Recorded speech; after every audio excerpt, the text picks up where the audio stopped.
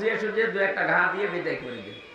তা একদিন 2 দিন 8 বছর 10 বছর 12 বছর একটা মানুষকে কবরের মতো জায়গায় ফেলে রেখেছেন, আর এখনো যদি বলেন যে আমি কি করেছি যে মানুষ এরকম করছে, এদিকে আসে আপনি কি করেছেন আপনাকে দেখাচ্ছি।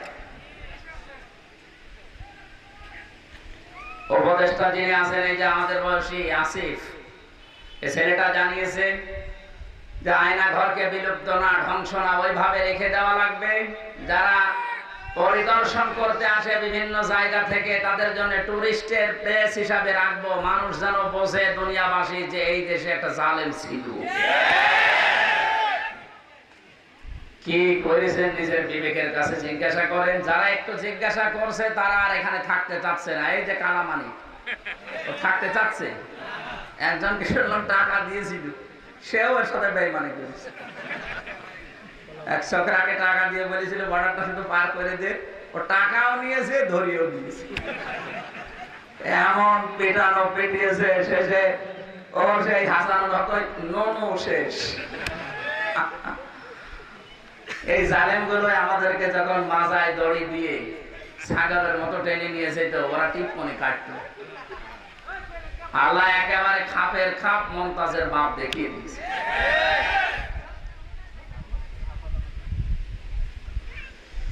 মানিকগঞ্জবাসী, এখানে জালেমদের জন্য মায়া যখন আল্লাহ দেখায়নি, আপনি কোথায় পাচ্ছেন এত মায়া? উনি বানিয়েছে, ওনার চাইতে আপনার মায়া দয়া বেশি নাকি? ইন্নামাস সাবিলু আলাল্লাযিনা ইয়াজলিমুনান নাস ওয়া ইয়াবগুনা ফিল আরদি বিগাইরিল হক উলাইকা লাহুম আযাবুন আলীম। এটা সূরা সূরা 25 নাম্বার পারা 6 নাম্বার পৃষ্ঠার 12 নাম্বার লাইনের 42 নাম্বার আয়াতে আছে। যদি বিশ্বাস না করেন তাফসীরে ফি জিলালিল কোরআনটা খুলে দেখবেন, এইভাবে লেখা আছে। আল্লাহ পাক বলেন আমার অভিযোগ, আমি মামলা দায়ের করব, কেস করব তাদের বিরুদ্ধে যারা মানুষের উপরে জুলুম করেছে। সুতরাং দেশের সাবেক যিনি ছিলেন তিনি সহ যারা জুলুমের সাথে জড়িত, ওরা হামজার মামলার আসামি না, ওরা আল্লাহর মামলার আসামি। যে লোকটা আল্লাহর মামলার আসামি, আমি যদি তার বিরুদ্ধে মামলা করি খুব বেশি বড় অপরাধ হয়ে যাচ্ছে। আমার রিমান্ডের সাথে যারা জড়িত ছিল টপ টু বটম আমি প্রত্যেকের নামে মামলা দিতে চাই, কারণ ও বিষয়ে আমি কিচ্ছু জানতাম না। ওরা নিজেরাও বলতো আমারে, ওই মাটির নিচে যখন নিয়ে যেত বলতো হুজুর কিছু জানেন না, তাও জানি, কিন্তু উপরের নির্দেশ করাই লাগবে।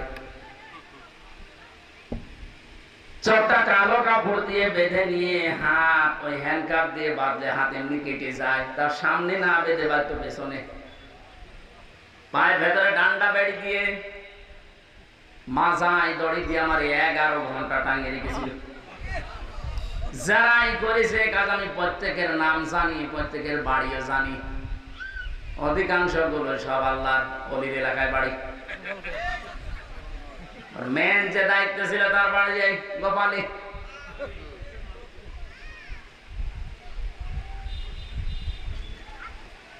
জামাত ইসলামের সংগ্রামী আমির ডাক্তার শফিকুর রহমান জানিয়েছে, আমরা কারো উপর অত্যাচার জুলুম নির্যাতন করব না, কিন্তু যতটুকু পেয়েছি অন্তত অতটুকু তো করা দরকার।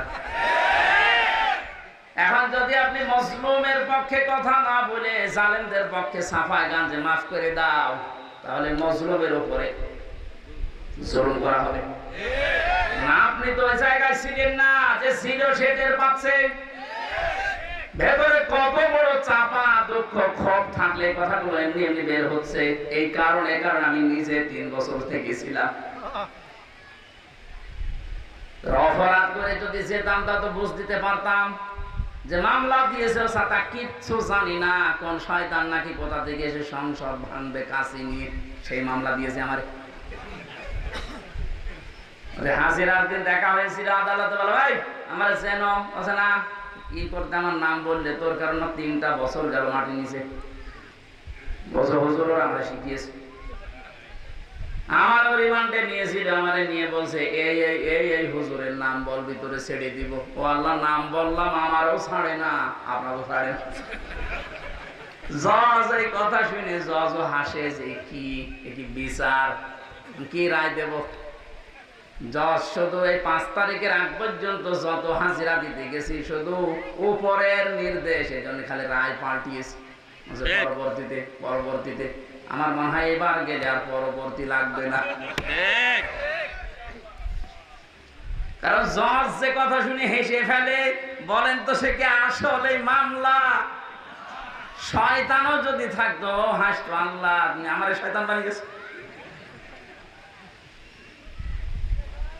এটা মিথ্যা মামলা দিয়ে হাজার মানুষের জীবনটা নষ্ট করে দিলেন, তার সময় নষ্ট করলেন, তার সম্পদ নষ্ট করলেন। আমার বাবার কাছ থেকে আমারে ধরার পরে একবারে 10 লাখ টাকা নিয়েছেন, বলেছেন একটা মামলা আর দেব না। পরবর্তী দিন আবার আপনি আরেকটা মামলা দিয়েছেন। আমার বলছে 50টা মামলা দেবো, এক এক জেলায় এক একটা, আপনি সারাদিন ঘুরতে ঘুরতে জীবন শেষ হয়ে যাবে। দেখেছেন, যেই নিয়ে শুনে আমার কষ্ট হচ্ছে। এখন ওদের নামে এরকম 50-এর ডবল 100টা মামলা দেওয়া দরকার না? টেনে বস কেমন লাগে?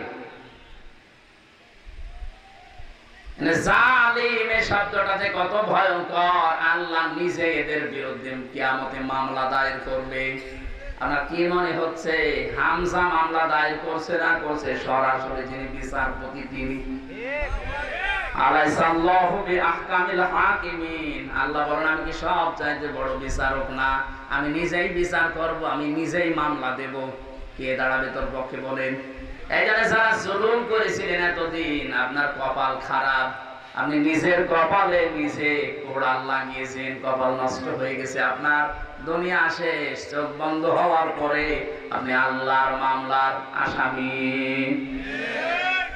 গত পরশুদিন ছিলাম আমি রাজবাড়িতে, ছাত্রলীগের এক ভাই এসে হাত পা জড়িয়ে ধরছে, বলছে হুজুর আমি ভুল করে ফেলেছি, কি করলাম জীবনে, আপনি আমারেও মাফ করেন। কারণ আপনি জেল থেকে বের হওয়ার পরে আমার এখানে মাহফিল ছিল, আমি হতে দেইনি। আমার এখানে তিনি দায়িত্ব ছিল ওই যে কেরামত মেরামত, এই শয়তান আমারে বলেছিল এটা বন্ধ করা লাগবে, আমি নিজে এসে বন্ধ করে দিয়েছিলাম। পুলিশ নিয়ে আপনি আমার আজকে মাফ করেন। আমার কাছে না, হাজার হাজার মানুষ আসতো কোরআন শুনতে, সবার কাছে মাফ চাওয়া লাগবে। মানিকগঞ্জবাসী, এখানে এখনো পর্যন্ত যারা জালেমদের পক্ষে স্ট্যাটাস দিচ্ছেন, আপনার বিবেকে মনে হয় কুকুরে পোশাক পরে দিয়েছে। এর পরবর্তী শব্দ আরো কঠিন, এটা বললে দেখবেন খাপের খাপ আজ মিলে যাচ্ছে। কোরআনে কারীম জানিয়েছে ওয়ায়াবগুনা ফিল আরদি বিগাইরিল হক।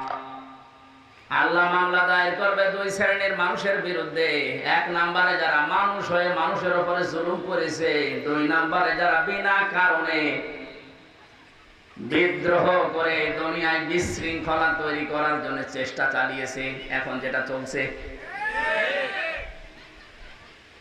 এটা বিদায় নেওয়ার পর দিন থেকে হিন্দুদেরকে দিয়ে কিছু তৈরি করেছিল, হালে পানি নেয়নি। এরপরে আবার শুরু করেছিল বিচারপতিকে দিয়ে। ছাত্রদের মোকাবেলায় সে ষড়যন্ত্র নিঃশেষ হয়ে গেছে। এটা যখন পারে নাই, এখন চালিয়েছে যে আনসার দিয়ে। কিসের আনসার? পুলিশ ছাড়া যদি দেশ চলতে পারে, আনসারের কোনো দরকার নেই, ও ছাতা বিলুপ্ত করে দেন। আজকে সকালে সেনাবাহিনীর প্রধান ঘোষণাও দিয়েছে যে ও ছাতার কোনো দরকার নেই। দরকার নেই, কি হবে আনসার দিয়ে? আমি তো আনসারের কোনো কাজ পাই না। আরে ভাই, পুলিশ এই বাহিনী ছাড়া যদি দেশ এই 17-18 দিন চলতে পারে, তো আনসারের কি দরকার? বেকার বেকার ওদের পেছনে টাকা খরচ না করে কাজ করে খান।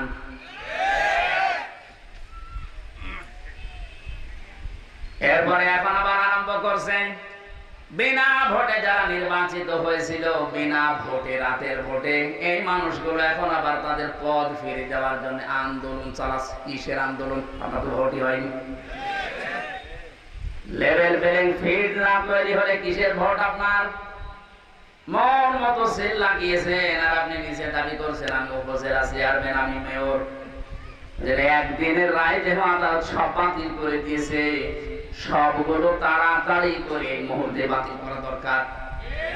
এটা মনে হয় হালে পানি মানাচ্ছে না, কিছুদিন পরে ওদের যা চরিত্র দেখবেন পতি তাদের দিয়ে মাটি নামাবে।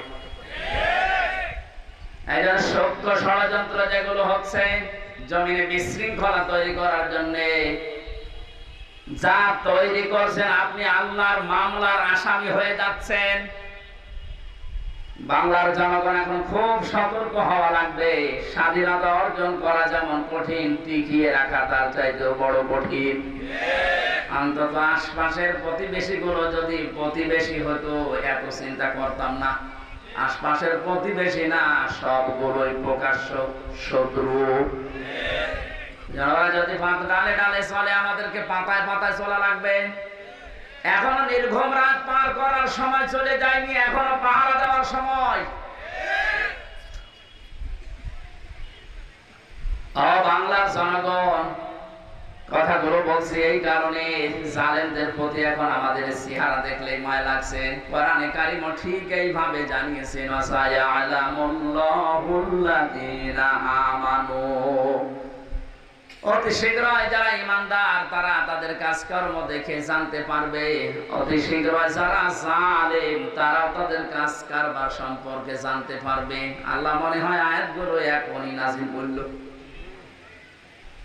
এখানে জালেম যারা আছেন এখন আর জুলুম না থামবেন। আপনার প্রতি যতটুকু হয়েছিল অতটুকু করলে আপনার দোষ নেই, দোষ চাইতে বেশি করলে আপনি জালিম হয়ে যাবেন। আল্লাহ আমাদেরকে যেন হেফাজত করেন জুলুম থেকে, বলেন আমিন। বিশ্ব